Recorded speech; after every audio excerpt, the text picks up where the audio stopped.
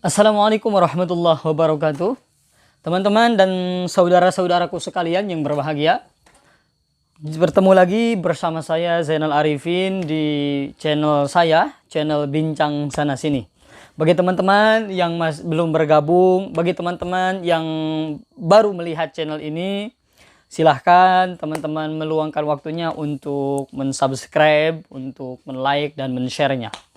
Karena insya Allah channel ini akan bermanfaat dan memberikan pengetahuan yang bermanfaat dan banyak juga berkahnya untuk teman-teman semua. Mudah-mudahan seperti itu harapannya. Amin ya Allah ya Rabbal Alamin. Teman-teman sekalian, ada satu hal yang akan kita bahas terkait dengan peristiwa yang pernah dialami oleh Kangjeng Nabi Muhammad SAW. Alhamdulillah bertepatan juga dengan bulan Maulid Nabi Muhammad SAW. Karena bagi saya, memperingati Maulid Nabi itu berarti memperingati atau mengenang segala sesuatu yang atau segala peristiwa yang pernah dialami oleh Kanjeng Nabi. Nah, kita akan bahas satu peristiwa yang menurut saya ini sangat penting untuk diketahui oleh banyak orang. Teman-teman dan saudara-saudaraku sekalian, ada satu peristiwa yang pernah dialami oleh Kanjeng Nabi yang peristiwa ini direkam secara jelas oleh para ulama, tapi jarang sekali kemudian diekspos ke publik atau jarang sekali disampaikan. Apa itu? Satu hal, yaitu Nabi Muhammad dalam satu kesempatan itu pernah meminta kepada Allah satu hal, tapi kemudian Allah enggan mengabulkannya. Baru kali ini loh, ada sesuatu yang diminta oleh Kangjeng Nabi tapi Allah enggan mengabulkannya. Dalam kesempatan lain justru datangnya dari malaikat permintaan itu, dari atas. Jadi ini unik, ada atas minta ke bawah tapi kemudian yang bawah enggan. Ada juga yang bawah meminta kepada yang atas tapi yang atas enggan. Ini sebetulnya dua peristiwa ya yang menurut saya unik sekali. Nah, Kanjeng Nabi itu pernah minta sama Allah tentang satu hal, tentang tiga hal ya. Tiga hal, yang kedua Allah kabulkan, yang satu enggak. Saya akan bacakan kutipan hadisnya. Saya akan kutip dari satu kitab yang ditulis oleh Sayyid Sabiq dalam kitabnya yang atau bukunya yang berjudul Fiqhus Sunnah. An Anasin radhiyallahu anhu, dari sahabat Anas radhiyallahu anhu, dia berkata, qala Ra'aitu Rasulullah sallallahu alaihi wasallam shalla subhatad duha thamaniya raka'atin. Saya suatu ketika pernah melihat Rasulullah sallallahu alaihi wasallam itu salat duha sebanyak 8 rakaat. Falamma insarafa qala, ketika beres melakukan salat itu kemudian beliau berkata, inni shallaitu salata raghbatin wa rahbatin. Sesungguhnya sholat yang saya lakukan itu adalah sholat raghbah dan sholat rahbah. Namanya sholat raghbah rahbah. Kemudian pasca Nabi Muhammad beres melakukan itu, dia meminta kepada Allah 3 hal. Saya minta kepada Allah agar sahabat-sahabatku, umatku itu jangan kemudian mati dalam keadaan kelaparan. Mati hanya karena kelaparan. Kemudian Allah mengabulkan. Yang kedua, Nabi Muhammad minta kepada Allah agar kemudian Allah tidak memenangkan musuh-musuhnya, musuh-musuh sahabatku. Ternyata Allah kabulkan juga. Dan yang ketiga, Nabi Muhammad minta kepada Allah agar kemudian sahabat-sahabatku pada waktu itu tidak dibuat berkelompok-kelompok, bercerai-berai, berbeda pendapat lain sebagainya. Tapi Allah enggan mengabulkan permintaan saya, kata Nabi Muhammad. Ini unik. Baru kali ini ada permintaan Nabi, kemudian Allah enggan untuk mengabulkannya. Ada hikmah di sana yang sangat besar, kalau menurut saya pribadi dan juga menurut teman-teman semua, terkait dengan penolakan atau Allah tidak mengabulkan dan tidak mengijabah permintaan Nabi itu. Jadi dalam hadis ini, adanya kemudian perbedaan di antara para sahabat, berkelompoknya para sahabat di dalam segala urusan, itu menurut saya itu karena sunnatullah. Itu adalah sesuatu yang telah ditakdirkan dan digariskan oleh Allah. Bayangkan setingkat, sekapasitas Nabi minta kepada Allah agar umatnya, agar sahabatnya tidak bercerai-berai, ada dalam satu kelompok. Ya udah, sahabatku ini kemudian jangan sampai berbeda pendapat, jangan sampai kemudian ada kelompok A, kelompok B, kelompok C. Nabi minta seperti itu. Tapi Allah enggan mengabulkannya. Akhirnya terbukti para sahabat banyak yang punya pandangan seperti ini, A, B, C, dan punya keyakinannya masing-masing. Sampai terjadilah kemudian peperangan, pertikaian di antara para sahabat. Ini adalah sunnatullah, sesuatu yang sudah digariskan dan menjadi takdir Allah. Ini luar biasa teman-teman, karena berdampak kepada kehidupan sosial hari ini. Adanya kemudian perbedaan aliran, misalkan lahirnya aliran atau sekte, misalkan ada ahlu sunnah, ada syiah, ada khawarij. Itu adalah sesuatu yang menurut saya, kalau kita melihat dari hadis ini, sesuatu yang memang sudah digariskan dan merupakan sunnatullah. Orang punya keyakinannya masing-masing, orang punya pengetahuannya masing-masing. Nabi Muhammad minta kepada Allah agar kemudian umatnya disatukan, tapi Allah enggan menolak. Apapun yang terjadi di antara para sahabat, contoh pertikaian antara Sayyidina Ali kemudian dengan siapa? Muawiyah. Itu adalah merupakan salah satu yang telah digariskan oleh Allah. Saya sebagai orang yang kemudian belajar tentang hal itu, tentang perdebatan, tentang perbedaan di antara para sahabat, memilih untuk diam dan tidak melaknat, tidak mengucapkan sumpah serapah kepada salah satu sahabat. Tidak, Muawiyah bin Abi Sufyan itu adalah seorang sahabat. Saya tidak boleh kemudian mencaci maki Abu Sufyan, mencaci maki Muawiyah bin Abi Sufyan, Yazid bin Muawiyah. Saya enggak. Kenapa? Karena kata Kanjeng Nabi, ashabi kan nujum. Sahabat-sahabatku itu laksana bintang-bintang. Bi ayyihi muqtadaitum ihtadaitum. Kepada siapapun kamu ikut, kamu akan mendapatkan petunjuk. Saya diajarkan wa ma jaro bainas sahabati naskutu. Apapun yang terjadi di antara para sahabat, kita memilih untuk diam dan tidak berkomentar.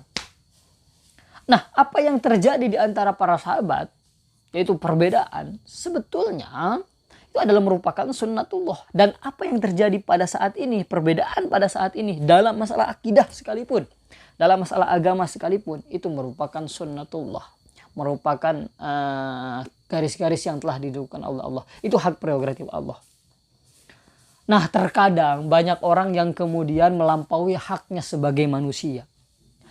Ada banyak orang yang kemudian melampaui batas.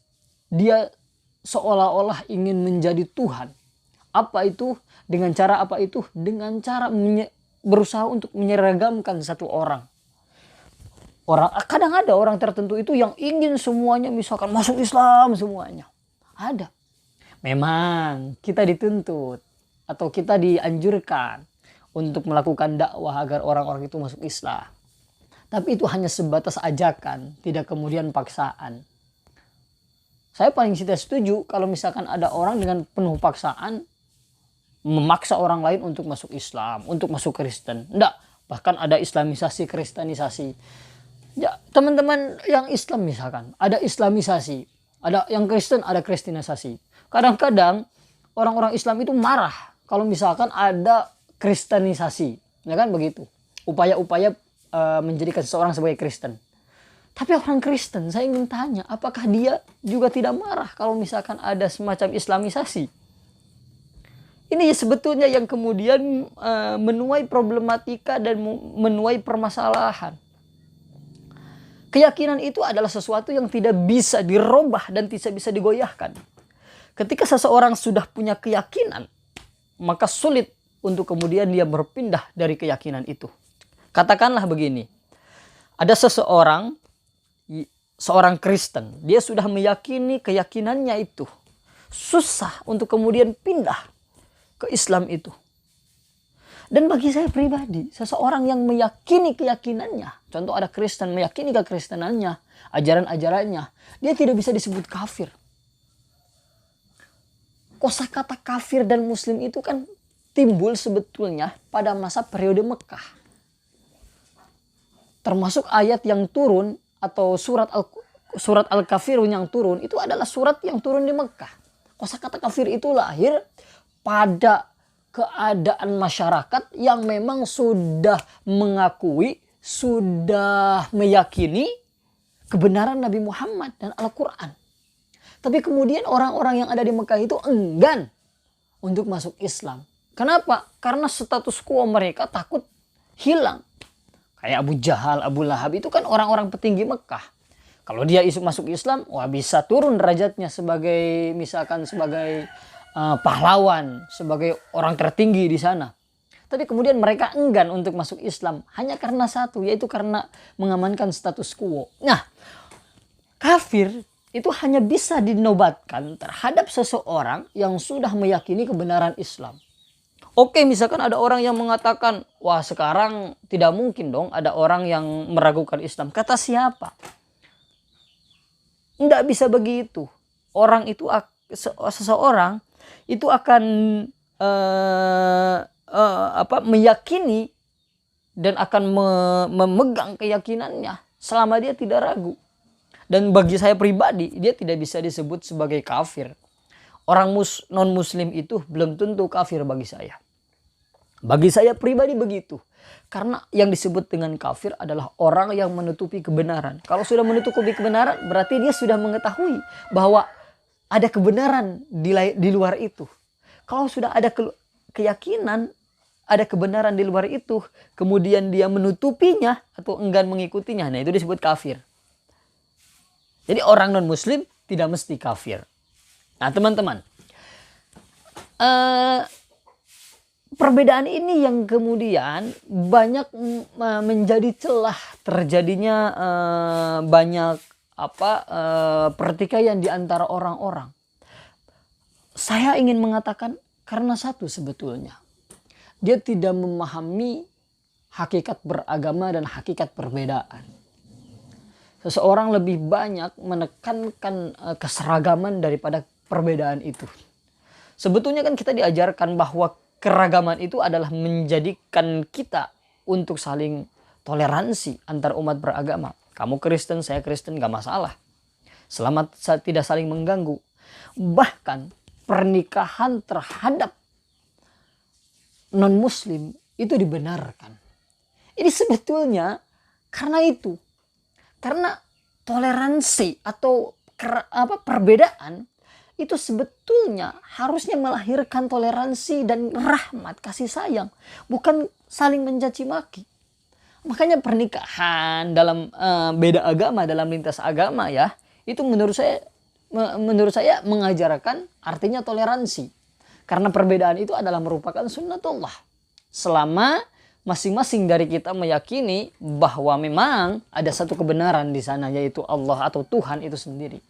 Nah, kadangkala orang-orang salah dalam mengartikan ini. Dan kadang-kadang orang melampaui haknya sebagai manusia. Dan kadang-kadang mungkin mereka tidak paham dengan esensi hadis ini. Atau belum sampai kepada mereka.